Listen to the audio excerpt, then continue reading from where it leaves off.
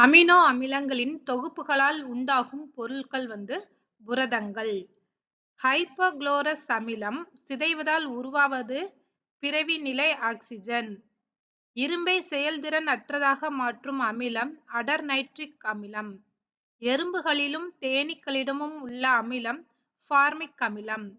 Aspirin தயாரிக்க உதவும் அமிலம் சாலிசிலிக் அமிலம். TNT வெடிமருந்து தயாரிக்க உதவும் அமிலம் சல்பியூரிக் அமிலம். மனித உடலில் சுரக்கும் அமிலம் ஹைட்ரோகுளோரிக் அமிலம். உலர்ந்த வாயுக்களில் பயன்படுத்தப்படும் அமிலம் சல்பூரிக் அமிலம். வினிகரில் உள்ள அமிலம் அசிட்டிக் அமிலம்.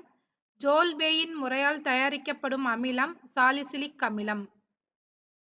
ஸ்டியரிக் அமிலம் என்பது ஒரு உயர் கொழுப்பு வகை அமிலம். தாவர வைரஸ்களில் காணப்படும் நியூக்ளிக் அமிலம் RNA. அமினோ அமிலங்கள் எவ்வகை உணவுப் பொருட்களின் செரித்தல் மூலம் தோன்றுகிறது? ஆன்சர் புரதம். வண்ணப்படுத்தவும் பதனிடவும் பயன்படுத்தப்படும் அமிலம் அசிட்டிக் அமிலம். ரொட்டி தயாரிப்பில் உபயோகிக்கும் அமிலம் லாக்டிக் அமிலம். RNA என்பது ரிபோநியூக்ளிக் அமிலம். நைட்ரிக் அமிலத்தின் உப்பின் பெயர் ஹைப்போநைட்ரேட்ஸ். பழங்காலத்தில் இருந்து பயன்பாட்டில் இருந்து வரும் அமிலம் அசிட்டிக் அமிலம். வைரஸில் உள்ள அமிலத்தின் பெயர் நியூக்ளிக் அமிலம். திராட்சை பழத்தில் உள்ள அமிலத்தின் பெயர் டார்டாரிக் அமிலம். கிளைசின் ஓர் அமினோ அமிலமாகும். ஈறுகளிலிருந்து இரத்த கசிவு ஏற்படுவதை தடுப்பது அஸ்கார்பிக் அமிலமாகும்.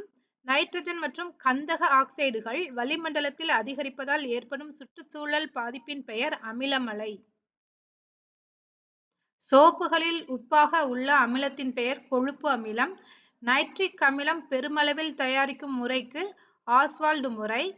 நீல லிட்மஸ் காகிதத்தை சிவப்பாக மாற்றும் அமிலம் அசிட்டிக் அமிலம் CH3COOH. சின்னமைக் அமிலம் தயாரிக்கும் முறை பெர்கின் முறை.